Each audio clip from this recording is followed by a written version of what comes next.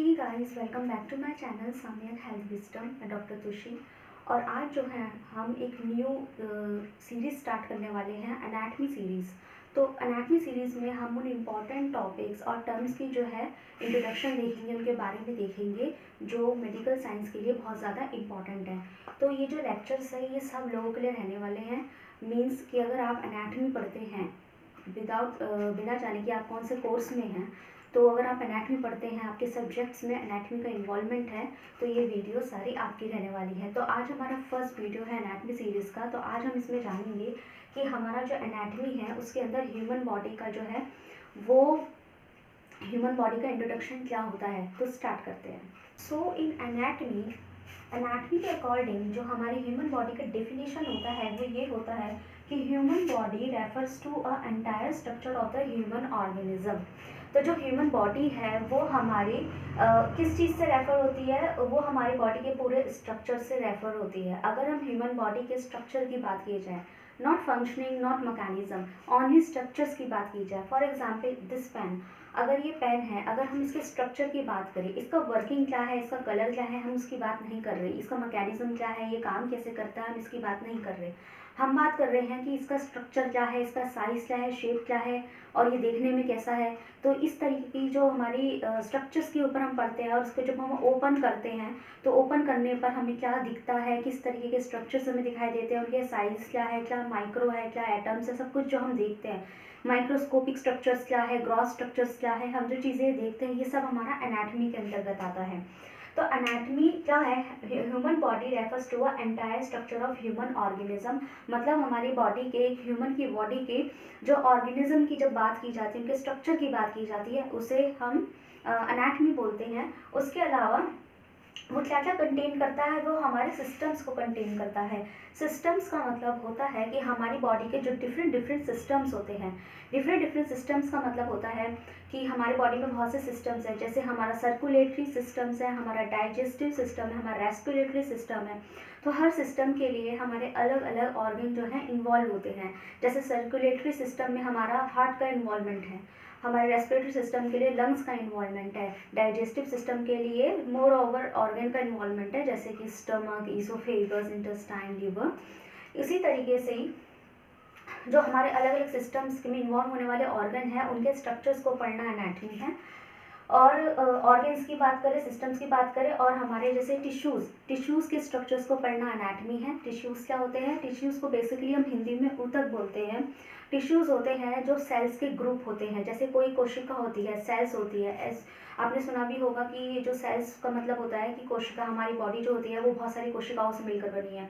तो जैसे एक ईंट होती है, एक ईंट को सेल बने और बहुत सारी ईंट को मिला के जब एक दीवार खड़ी की जा रही है तो वो हमारा एक टिश्यू क्रिएट हो रहा है। और उन दीवारों से मिलकर जब एक कमरा बनाया जा रहा है तो हमारा एक ऑर्गन क्रिएट हो रहा है। बिल्कुल उसी तरीके से ही जो टिश्यूज़ होते हैं वो ग्रुप ऑफ द सेल्स होते हैं।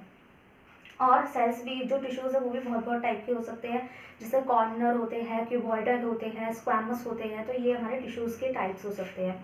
उसके अलावा सेल्स, जो कि मैंने भी थोड़ी देर पहले ईंट का एग्जाम्पल लेके बताया, तो सेल्स होते हैं। और उसके अलावा जो होते हैं हमारी बॉडी के कुछ कॉम्प्लेक्सेस होते हैं। ठीक है, कॉम्प्लेक्सेस का मतलब होता है बहुत सारे ग्रुप्स। ठीक है, ग्रुप्स होते हैं, नर्व ग्रुप्स होते हैं, नर्व प्लेक्सेस होते हैं। तो वो कॉम्प्लेक्सेस के रूप में हमारी बॉडी में काम करते हैं। जाल होते हैं, बहुत सारे जो होते हैं नर्व के ग्रुप होते हैं, आर्टरीज के ग्रुप होते हैं, वेन्स के ग्रुप होते हैं, वो सब हमारे कॉम्प्लेक्सेस के अंतर्गत आते हैं। तो ह्यूमन एनाटमी एक्चुअल में क्या होता है, एनाटमी एक ऐसा सब्जेक्ट है, एक ऐसी स्टडी है जो हमें ह्यूमन बॉडी के एक एक चीज़ की स्टडी के बारे में बात करता है। बात करें हमारे डिस्ट्रीब्यूशंस ऑफ बॉडी की, बॉडी स्केलेटल सिस्टम की, या बॉडी की भी हम कह सकते हैं। तो हमारा बॉडी जो डिस्ट्रीब्यूट होता है वो दो तरीके के सेगमेंट में डिवाइड होता है। एक होता है हमारा एक्सियल स्केलेटन और एक होता है हमारा appendicular skeleton. Axial skeleton, axial जो नाम से ही पता लग रहा है, एक्सियल मतलब एक्सिस, एक धुरी पे चलने वाला। इसको हम ऐसे ले सकते हैं जैसे हमारे पास एक लट्टू होता है, हम जब लट्टू घुमाते हैं तो अपनी एक धुरी पे घूमता रहता है। तो जो जिस धुरी के अराउंड वो घूम रहा है, जैसे ये इस धुरी के अराउंड ऐसे से घूम रहा है, एक लट्टू इस तरीके से घूम रहा है इस धुरी के अराउंड, तो ये जो है ये हमारी एक्सिस होती है। ठीक है। तो ऐसे ही हमारी ह्यूमन बॉडी में भी एक्सियल स्केलेटन होता है, मतलब ये एक सेंट्रल एक्सिस पे लाई करने वाला जो स्केलेटल सिस्टम है वो हमारा एक्सियल स्केलेटन कहलाता है। तो सेंट्रल एक्सिस पे लाई करने वाला जो एक्सियल स्केलेटन होता है उसके अंदर जो हमारे बोन्स आते हैं, जो हमारे बॉडी के पार्ट्स आते हैं, वो कौन कौन से सेगमेंट्स होते हैं, वो होता है हमारा स्कल, मतलब हमारा सर, जो हमारा पूरा का पूरा स्कल होता है, ये जो पूरा हेड है हमारा, स्कल मतलब नॉट ओनली द फेस और जो स्कैल्प होते हैं, नहीं ऐसा नहीं होता। पूरा स्कल का मतलब होता है जिसमें हमारा फेशियल एरिया, हमारे टेम्पोरल्स, फ्रंटल्स, टेम्पोरल्स, पैराइटल्स और ऑक्सीपिटल सारा का सारा अगर इन्वॉल्व है, ये पूरा मिलके हमारा स्कल बनाता है। ये हमारे सेंट्रल एक्सिस पर होता है, क्योंकि अगर ह्यूमन बॉडी की बात की जाए, this is anatomical position of human body. Anatomical position के लिए मैं अलग से वीडियो बनाऊंगी। तो जो एनाटमिकल पोजीशन की अगर हम बात करें तो ये हमारी एनाटमिकल पोजीशन होती है। एनाटमिकल पोजीशन में आप देख सकते हैं हमारे जो पाम्स है वो हमारे फ्रंट की तरफ फॉरवर्ड फेस कर रहे हैं, तो सामने फेस कर रहे हैं। तो ऐसे बॉडी के अंदर हमारा यही हमारी बॉडी की मिड सेंट्रल लाइन होगी। ये जो मिड सेंट्रल लाइन होती है यहीं पे ही हमारा स्केलेटन, एक्सियल स्केलेटन होता है। उसमें हमारी बोन्स होती है स्कल, जो मैंने अभी थोड़ी देर पहले बताया, वीडियो को रिवाइंड करके देख सकते हैं। दूसरा होता है हमारा वीसी, मतलब वर्टिब्रल कॉलम। वर्टिब्रल कॉलम होता है वर्टिब्रा, वर्टिब्रा वर्ड का मतलब होता है ये हमारी रीढ़ की हड्डी से। तो अगर हमारी रीढ़ की हड्डी की बात की जाए, ये हमारी जो होती है ये पूरा यहाँ से लेके ये पूरी जो नीचे तक आती है, ये हमारी रीढ़ की हड्डी होती है और इसको बोलते हैं वर्टिब्रल कॉलम। ओके, तो रीढ़ की हड्डी एज यू कैन सी ये हमारे देखा जाए तो सेंट्रल एक्सिस पे ही लाई कर रही है। दूसरा होता है हमारा रिब। तो रिब मतलब कि पसलियाँ, पसलियाँ जो केज की तरह वर्क करता है। तो ये हमारा जितना भी होता है इधर की तरफ से पूरा बैक से लेके जो पूरा कवर करता है हमारे फ्रंट से लेके बैक तक या बैक से लेके फ्रंट तक, ये पूरा जो केज बनाता है हमारा अपर बॉडी का, ये हमारा पूरा एक्सियल स्केलेटन के अंदर आता है। नेक्स्ट हम बात करें अपेंडिकुलर स्ट्रक्चर की, अपेंडिकुलर स्केलेटल सिस्टम की। तो अपेंडिकुलर स्केलेटल सिस्टम क्या कहता है, ये हमारे लिम्स की बात करता है जो हमारे लिवर की तरह एक्ट करते हैं। लिम्स मतलब हमारे हाथ और हमारे पैर, ये हमारे लिम्स होते हैं। ओके, बॉडी लिम्स होते हैं, या हम कह सकते हैं हमारे जो लिम्स है वो लिवर की तरह काम करते हैं। लिवर ये हमारी बॉडी का डाइजेस्टिव ऑर्गन वाली बात नहीं हो रही है, इसकी बात हम लिवर में इसकी बात नहीं कर रहे हैं, हम लीवर में बात कर रहे हैं। थोड़ा सा फिजिक्स में जाते हैं। तो लीवर होता है जैसे कि जैसे कार होती है, तो कार में एक गियरिंग करने के लिए इस तरीके से हमारे पास एक होती है, जब गियर लगाते हैं हम ऐसे पकड़ के फ्रंट गियर और ये इस तरीके से बैक गियर लगाते हैं। तो ये जो हमारे गियर है ये लीवर की तरह तो वर्क कर रहा है। तो ऐसे ही हमारे बॉडी के हमारे आर्म्स की जो बोन्स है वो लीवर की तरह वर्क करती है और वो हमारे अपेंडिकुलर स्ट्रक्चर्स में आती है। तो कुछ एग्जाम्पल तो बहुत ईजी हैं, जैसे कि हमारे दोनों हाथ और हमारे दोनों पैर, वो तो बहुत ईजी है बताना। उसके अलावा और क्या क्या हो सकता है अपेंडिकुलर स्ट्रक्चर में, उसके अलावा होते हैं हमारे आर्म्स, तो है जो मैंने बता दिए, अपर लिम और लोअर लिम, अपर लिम और लोअर लिम। और उसके अलावा होते हैं हमारे पास गर्डल। तो गर्डल का मतलब होता है the group of various joints, the group of various joints, मतलब कि एक जॉइंट की यहाँ बात नहीं हो रही है, ग्रुप ऑफ वेरियस जॉइंट्स मतलब कुछ ऐसा एरिया जहाँ पे बहुत सारे जॉइंट्स हैं, वो छोटे छोटे जॉइंट्स हैं, वो मिलकर एक बड़ा एरिया बनाते हैं, मूवमेंट करने वाला एरिया बनाते हैं, एक मेजर जॉइंट क्रिएट करते हैं, उसे हम गर्डल बोल देते हैं। जैसे हमारा शोल्डर गर्डल, शोल्डर गर्डल में सिर्फ हमारा शोल्डर जॉइंट नहीं होता, उसके अंदर हमारा जो है एक जॉइंट जो हमारा क्लेविकल्स और स्कैपुला के बीच में भी होता है। इस तरीके से हमारा पूरा शोल्डर जो गर्डल बनता है। उसी तरीके से हमारा पैल्विक गर्डल भी बनता है। पैल्विक में भी हमारे एक जॉइंट नहीं होते, पूरे पैल्विक में सिर्फ जॉइंट जो है फीमर और हिप का नहीं होता, उसके अलावा हमारे कॉक्सिजियल जॉइंट भी होते हैं, सैक्रोइलियक जॉइंट होता है।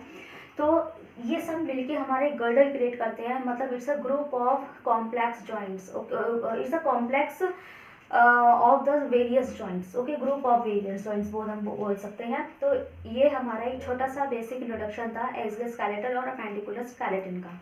सो अगर हम बात करें होमोलोगस पार्ट ऑफ लिम्स, तो ये कहना चाह रहा है कि हाँ जो हमारी बॉडी होती है, अगर हम अपर लिम और लोअर लिम में से डिवाइड कर दें तो हमारा अपर लिम और लोअर लिम एक दूसरे से काफ़ी ज़्यादा रिजेंबल करते हैं as refer to the joints and bones या उनके स्ट्रक्चर्स की बात करें तो हमारे बहुत से कॉम्प्लेक्सेस जॉइंट्स जो हैं एक दूसरे से काफ़ी रिजेंबल करते हैं, तो एक दूसरे के जैसे हैं। एक दूसरे की जैसे एक्ट कर रहे हैं, एक दूसरे की जैसे पोजीशंस पर है, तो वो नहीं जॉइंट्स की हम यहाँ बात करेंगे। तो यहाँ मैंने अपर लिम्ब के बारे में लिखा है, यहाँ मैंने लोअर लिम्ब के बारे में लिखा है। आप स्क्रीनशॉट भी ले सकते हैं या फिर उसे नोट डाउन भी कर सकते हैं। सबसे पहले हम बात करें शोल्डर गर्डल की। अभी मैंने थोड़ी देर पहले बताया था कि जो शोल्डर गर्डल होता है वो हमारा ग्रुप ऑफ वेरियस जॉइंट्स होते हैं, ठीक है। तो अगर हम होमोलॉगस करें, अगर इसका कंपैरिजन अपर लिम्ब का कंपैरिजन अगर हम लोअर लिम्ब से करें, बॉडी को दो हिस्से में डिवाइड करके, इंफीरियर सुपीरियर में डिवाइड करके दोनों का कंपैरिजन करें, तो हमारा शोल्डर गर्डल हिप गर्डल की तरह वर्क करता है। मतलब होमोलोगसली हमारा शोल्डर गर्डल हिप गर्डल दोनों एक दूसरे के ऑलमोस्ट सिमिलर है, ओके। उसके अलावा यहाँ अगर हमारे अपर लिम्ब में शोल्डर जॉइंट होता है तो हमारे लोअर लिम्ब में हिप जॉइंट होता है। अगर हमारे अपर लिम्ब में ह्यूमरस, आर्म के नाम पर ह्यूमरस बोन मिलता है, मतलब अपर आर्म बोन जो होती है हमारी ह्यूमरस होती है, उसी तरीके से हमारे लोअर लिम्ब में जो अपर आर्म बोन होती है वो हमारी थाई बोन होती है, विच इज़ फीमर, ठीक है, जो हमारी बॉडी की सबसे स्ट्रॉन्ग बोन भी मानी जाती है। तो ये एक जीके का क्वेश्चन भी है, which is the strongest bone of our human body, of the human body, तो उसका आंसर है फीमर। तो अगर हमारे अपर लिम्ब में एल्बो मिलता है, एल्बो, तो हमारे लोअर लिम्ब में नी जॉइंट मिलता है, ठीक है, नी जॉइंट मिलता है।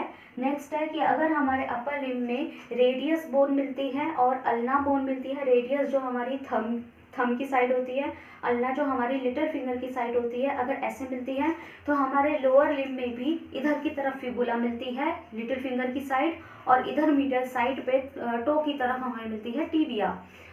अगर हमारे जो अपर लिम्ब में रिस्ट जॉइंट मिलते हैं, रिस्ट जॉइंट जो हमारे बिल्कुल हैंड के बराबर, हैंड का एक कनेक्शन है, रिस्ट जॉइंट जो है हमारे junction between hand and four arm है, तो ये जो जंक्शन हमारे यहाँ रिस्ट जॉइंट यहाँ मिलता है, बिल्कुल उसी तरीके से तो हमारा एंकल जॉइंट मिलता है लोअर लिम्ब में, जो जंक्शन होता है वो entire foot and lower limb का, ओके। नेक्स्ट है हैंड। अगर हम हाथ की बात करें तो हमारे हाथ में भी कुछ पार्टीशंस होते हैं, 3 पार्टीशंस हमें देखने को मिलते हैं, जिसमें होते हैं कार्पस, मेटाकार्पस और हमारी 5 digits, okay. Again I am repeating, carpus bone होती है, मेटाकार्पल होती है और हमारे 5 डिजिट्स होते हैं, मतलब 5 उंगलियां होती है।